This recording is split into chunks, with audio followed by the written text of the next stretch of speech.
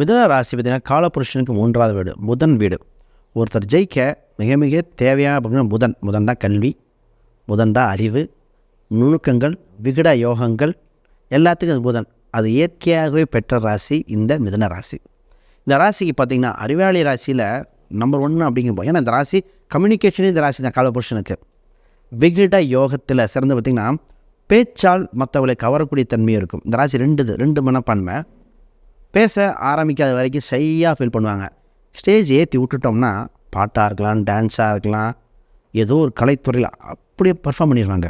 அப்போ ஃபஸ்ட்டு இவங்களை அந்த கிணத்துக்குள்ளே தள்ளி விடுற மாதிரி அந்த ஃபீல்டை இறக்கி விட்டாலே ஜெயிச்சிடும்.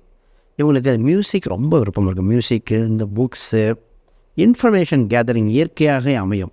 இந்த ராசிக்கு பொது தன்மையே அதுதான்.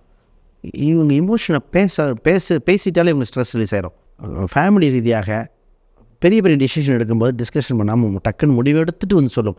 அந்த ஒரு தப்பு இந்த ராசி எப்போவுமே பண்ணிடுது, அந்த ஒரு ராசி மட்டும். ஆக மொத்தம் இந்த ராசி அடிப்படையில் பெஸ்ட்டான ராசி. இவங்களுக்கு கோயிலிருந்து எல்லாமே இயற்கையாக அமையக்கூடிய தன்மை உண்டு.